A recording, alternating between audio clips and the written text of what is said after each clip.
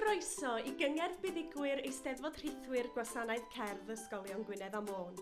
Ar ôl wythnos o gystadlu brwd a bron I 200 o fideos gan ein cerddorion ifanc, gan ddilyn canllawiau'r Llywodraeth I sicrhau fod pawb yn saff, da ni wedi medru llwyddo I gael y buddigwyr I berfformio yn y theatr yn Galeri Caernarfon, heb gynulleidfa, ond da ni wedi ffilmio nhw'n arbennig mwyn I chi fedru mwynhau nhw adra. Mae gynnon ni wobra ychwanegol i'w cyhoeddi hefyd ar gyfer unigolion mae'r beirniaid wedi dewis fel cerddorion mwyaf addawol yr adran offerynol, lleisiol a chyfansoddi. Mae'r arian yma medru mynd ar wersi ychwanegol neu tuag at brynu offeryn newydd. Does dim angen i'r cerddorion mwyaf addawol fod wedi derbyn gwobr eisoes, felly mi all yr ysgoloriaethau yma fynd I unrhyw un. Mi gawn ni wybod yn y man pwy ydy'n cerddorion mwyaf addawol ni, ond yn cychwyn ein cyngerdd ni, mae enillydd cystadleuaeth rhif 4 sef yr unawd offerynol I gerddorion safon gradd 6 ac uwch. Dyma Ella Haf Williams I chwarae Demelza.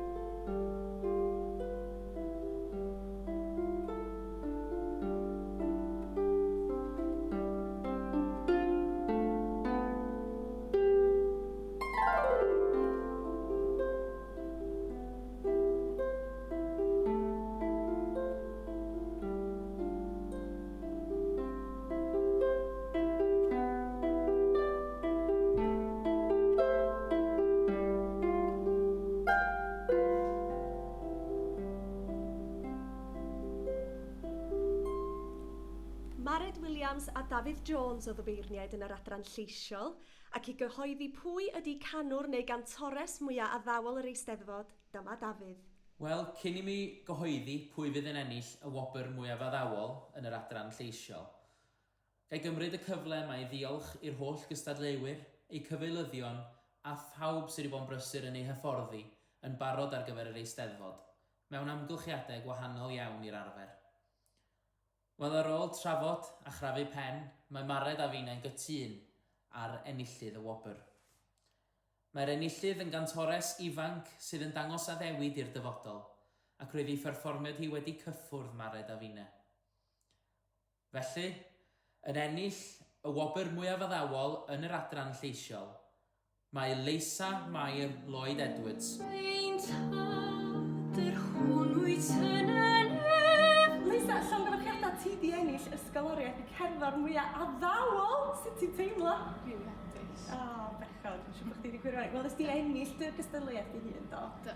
A dyma hwn step nesa. So, be wyt ti'n meddwl ti'n di wario'r pres ma'r na farwan? Gwersi canu, yn siŵr. Da iawn. Ac efo pwy ti'n cael gwersi? Sian Gibson. Sian Gibson oedd y dysgu ni y salwm! Wel, ti'n dod o stapel da, yn amlwg, so cofio fi o Sian. Llongyfarchiadau a pobl efo bob dim yn y dyfodol. Ie.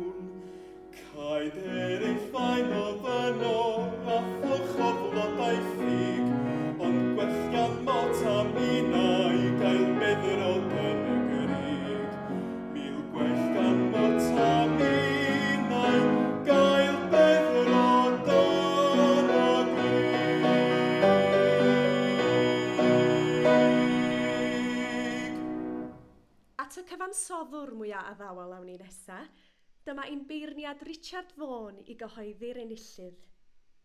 So ni, o ran sail be ni wedi gweld heddi gyda'r danes i ddod o fewn, bys ni'n hoffi roi'r ysgoloriaeth yna i Gwydion i helpu ddatblygu i yrfa cyfansoddi fe ymhellach. Mae'n amlwg yn dalent mawr i'r dyfodol.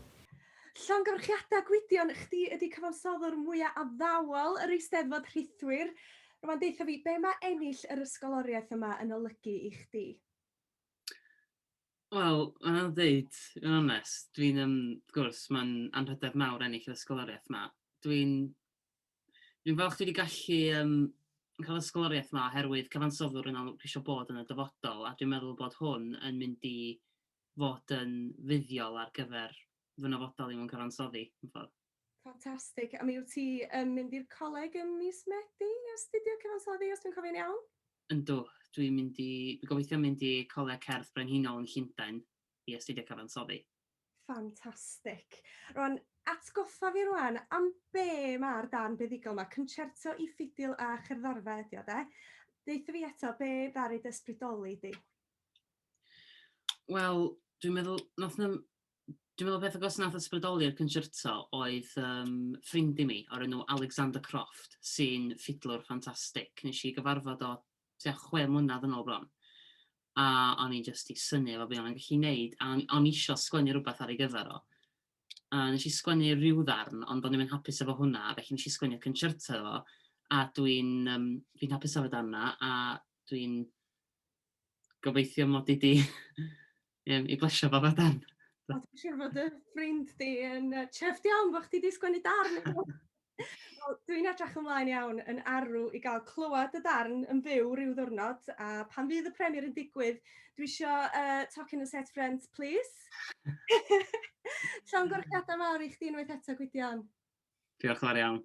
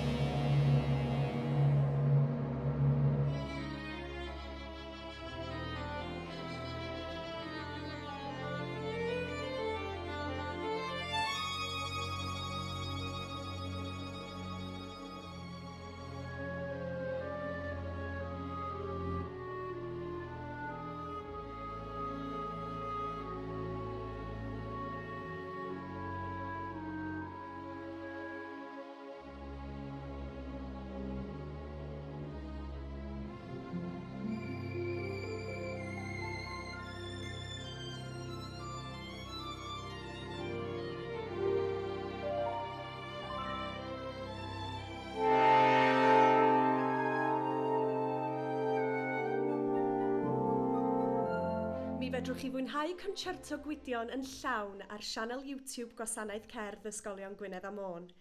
Nesa, mae gennym ni ferch na dipyn o gamp drwy ennill 2 gystadleuaeth yn yr adran lleisiol.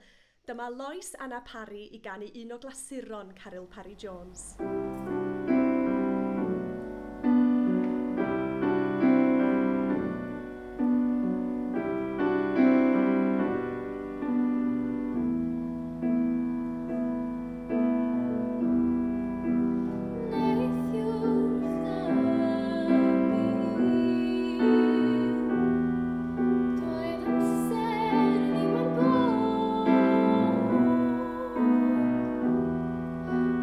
Gili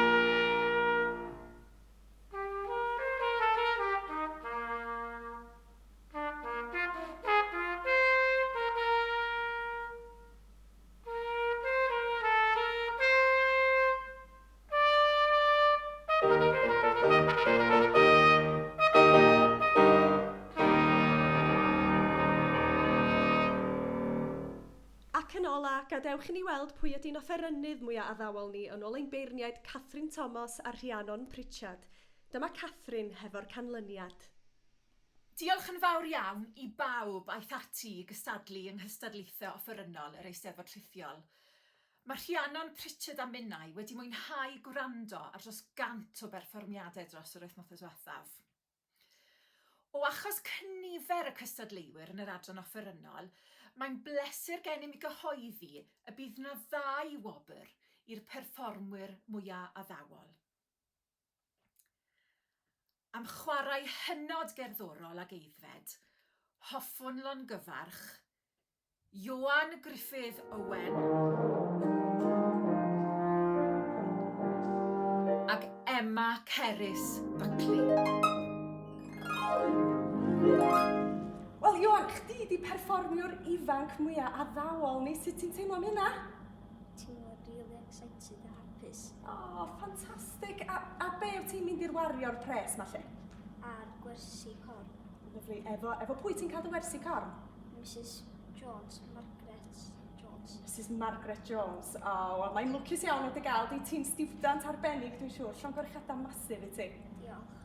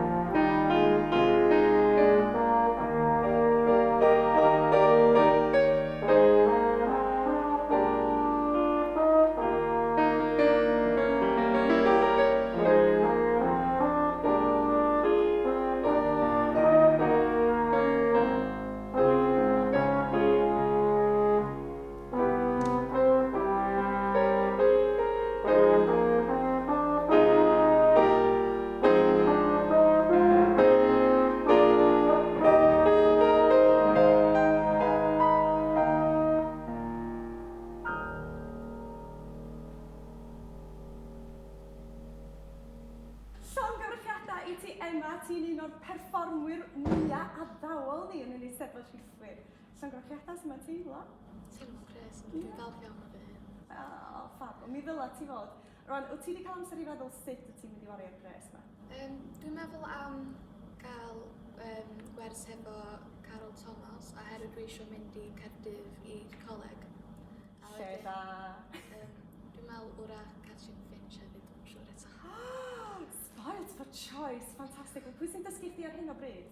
Mrs Alwena Roberts. Alwena Roberts. Duwies y tylyna. Llongyfarchiadau masif. Mae'n ffantastig. Diolch.